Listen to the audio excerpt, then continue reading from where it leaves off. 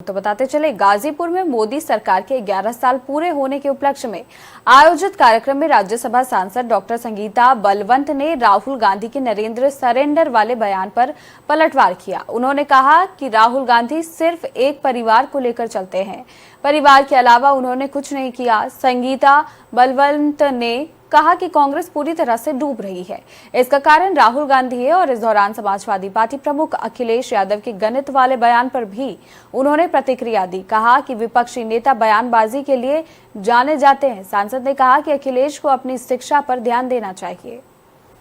भारत के करोड़ों लोगों के खाते में विपक्ष के लोग अपने बयानबाजी के लिए जाने जाते हैं।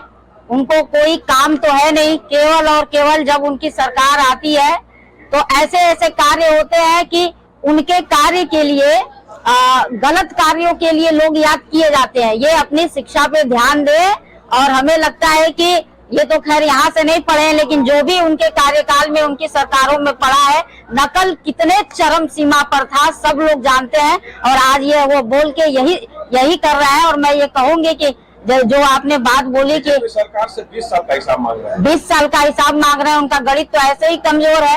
ये 11 साल में ही तो 9 साल शामिल है। और मैं तो ये कहूंगी कि 2-2-4 और सपा और अन्य विपक्षी दल हो गए हैं पूरी तरह से बेकार। और ये 2-2-4 ये सब विपक्षी हो गए हैं बेकार। और अब जनता इनको पुनः यहाँ पर वापस नहीं बुलाने वाली है।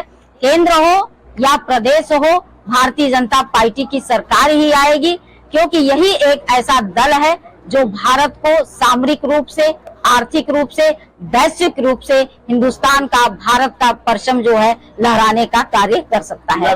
विपक्ष के लोग अपने बयानबाजी के लिए जाने जाते हैं। उनको कोई काम तो है नहीं, केवल और केवल जब उनकी सरकार आती है तो ऐसे ऐसे कार्य होते हैं कि उनके कार्य के लिए गलत कार्यों के लिए लोग याद किए जाते हैं।